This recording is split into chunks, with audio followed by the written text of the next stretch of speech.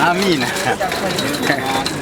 Sagwan kutenga bambukingayo show then natena mazaliwa gange ne gatuuka nimbanga nina obudde obumala okubanga kola shows nina nikola shopping te kubanga abantu awawanvu ate ogenda wali expensive so ngeje sitaina nnyo obudde nenga nja kusaka kisaako ngeje ndi eyo ate wali ebintu ebirungi bingi ya byonna mbikola mulungi lwakuba nti kati eri nayo nasangayo abantu abalungi ennyo ne bampisa bulungi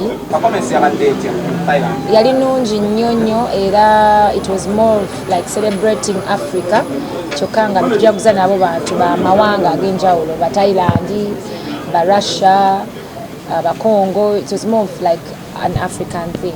Have they embraced Ugandan music? They are starting to, because I was the first artist in Uganda okuyimba Thailand. Yes. Muna kyembasinga kubanga ekisokera ddala respect wano teriiwo. It's like one buli omu star. Kiringa maka omutuuka mu maka nga buli omu ye taata tegayinza kubeera maka. Wajja kubawo obukuubagano buli kaseera. So there is so much respect. Omuyimbi bamuyimbi. It's like nze sowa kwera munnamawulire naye nkurespectinga kubanga kyokola sowa kikola kati bo kye balina nti bw'obanga tasobola kuyimba kuyimira ku stage tasobola pulling a crowd arespectinga nnyo ekyo.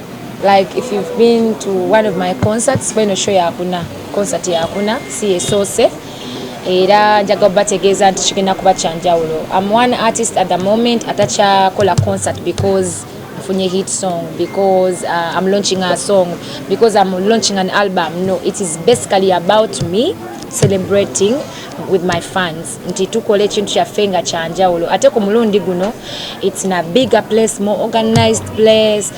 Kugamba tugenda kuba twetadde nnyo nti stage obanga eya Freedom City mu last time yali gulabanga yesinga ate yaluna egenda kuba ekubisamo emirundi ng'ena.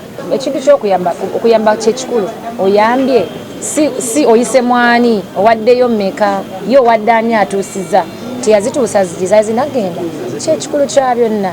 Ate nze saalina mu ggwanga era singa naliwo osanga nandisituse nenze twali abassa ekyo era nandibadde wennyini mugamba ane kola ki nyamba ozitwale gezina ogenda kuba nze nali tutumanyi nnyo bantu bakirimu naye ng'ate owulira omulanga gwe guli kugenda mu maaso. It's a campaign ate si kyange nzekka.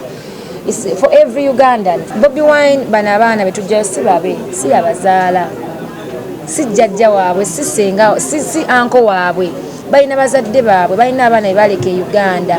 So si kikye kyaffe ffenna just nti atuyambako okukunga nange kyovola nasizeewo nkikole. I let everyone know so that naawe andaba okwatibwako oweeyo kyowadde tuyambagane. Mbadde Spice Gadget kisooka ekyokubiri sister wange ate mukwano gwange